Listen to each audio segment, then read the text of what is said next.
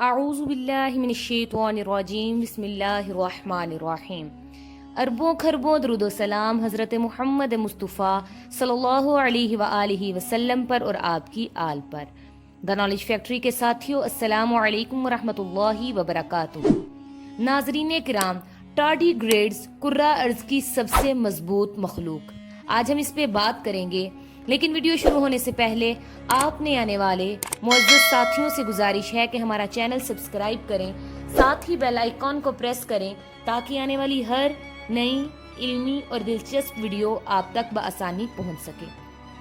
ناظرین کرام، ٹارڈی گریڈز خطہ زمین کی سب سے مضبوط مخلوق ہے۔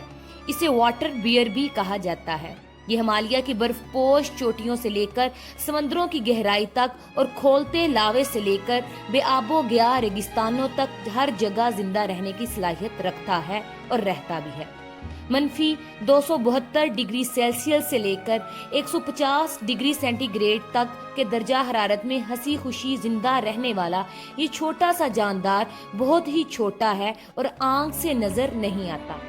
1 ملی میٹر سے بھی چھوٹا ہونے کی وجہ سے ہم ان کو مائکروسکوپ کے بغیر نہیں دیکھ سکتے، پر ان میں ہر طرح کے ماحول میں زندہ رہنے کی بیش بہا صلاحیت موجود ہے۔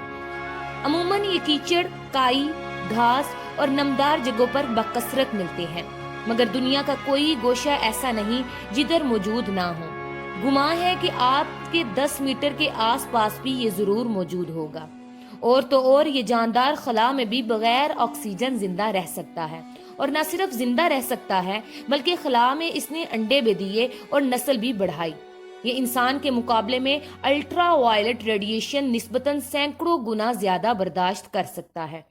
اس جاندار کی سخت جانی کی وجہ سے یہ غالباً کرہ ارض کا واحد جانور ہے جس نے پچھلے 65 کروڑ سال میں ہونے والے پانچوں میس ایکسٹنکشن کو سروائیو کیا ہے۔ اس کو 200 سے زائد اقسام سائنسدان دریافت کر چکے ہیں۔ ایک واٹر بیئر 1000 سے 4000 سیل پر مشتمل ہو سکتا ہے۔ واٹر بیئر جیلی کی طرح نرم سا ملجا جسم رکھتا ہے جس میں ٹانگوں کے 4 جوڑے ہوتے ہیں۔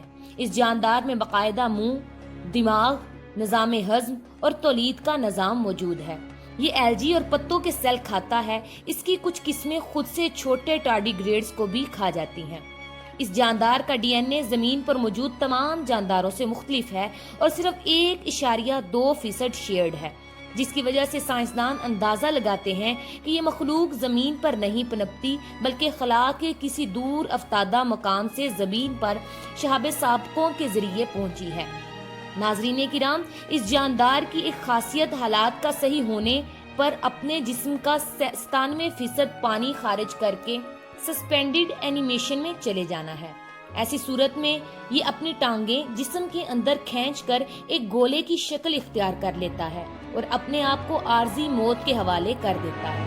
جی ہاں، اس وقت تک جب تک اس کو دوبارہ صحیح حالات نہ ملیں زندہ رہنے کے لیے۔ عجائب گھر میں 120 سال پرانی شاخوں اور گھاس کو جب پانی میں ڈبویا گیا تو واٹر بیئر پھر سے حرکت کرنا شروع کر دیں گے۔